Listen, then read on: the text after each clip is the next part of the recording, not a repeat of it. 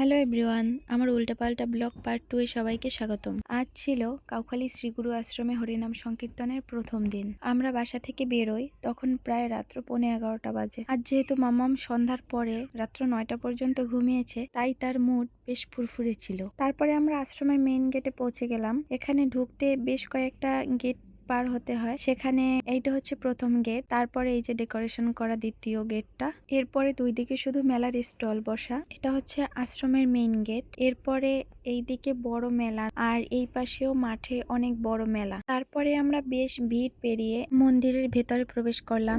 মন্দিরে ঢুকে প্রণাম করার পরে আমরা সেখান থেকে বের হয়ে আসি। এরপরে এখানে আমাদের বেশ কয়েকজন পরিচিত মানুষের সাথে দেখা হয় এবং আমরা তাদের সাথে কথা বলছিলাম। মাম্মাম তাদের নানা রকমের এক্সপ্রেশন দিচ্ছিল। এই যে দেখো, সে কীর্তন শুনে তার অনেক আনন্দ হচ্ছিল।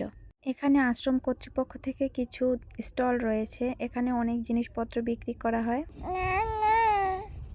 মাম্মা মাম্মাকে বারবার কোলে নিতে বলছিল। ও সবসময় বেশি গ্যাদারিং এর ভিতরে গেলেই সবসময় আমার কোলে আসতে চায়, তাইলে ও মনে হয় কমফোর্টেবল ফিল করে। এত বিরক্তির মধ্যেও সে অনুষ্ঠানে গান শুনে নাচছিল। এইটা হচ্ছে কীর্তনের জায়গা। এখানে বেশ ভক্তরা কীর্তন শুনছিল। আর এইটা হচ্ছে আশ্রমের মেইন মন্দির। এই যে মন্দিরের চূড়া, এই যে এখানে গুরুদেবের ভক্তরা তাদের মনোবাসনা জানিয়ে দীপ ধূপ দেয়। এরপর সেখান থেকে বেরিয়ে আমরা চলে গেলাম মেলার বড় মাঠটায়। এই গলিটার ভিতরে বেশিরভাগ হচ্ছে খাবার দাবারের ব্যবস্থা। এরপরে আমরা একটা জিলিপির দোকানে গেলাম। এই যে দেখো, আমার মামা জিলিপি খাচ্ছে।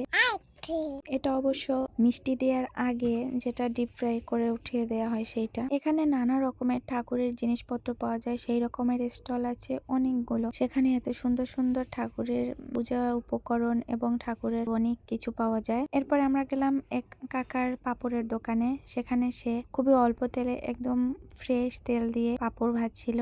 পাপড়গুলো খেতেও বেশ ভালো ছিল, যদিও পাপড় আমার বেশি একটা পছন্দের না, কিন্তু ওনার ফ্রেশ তেলে ভাজা দেখে আমি একটু খেয়েছিলাম। এরপরে ওপাশে আরো নানা ধরনের স্টল রয়েছে। সব জায়গায় আমরা যেতেও পারিনি। আর তারপরে আমার মাম্মাম ঘুমানোর জন্য কান্নাকাটি করছিল এবং আমরা বাসায় আসার জন্য তৈরি হচ্ছিলাম। এরপরে আমরা মন্দিরের ভিতরে যাই প্রসাদ পাওয়ার জন্য।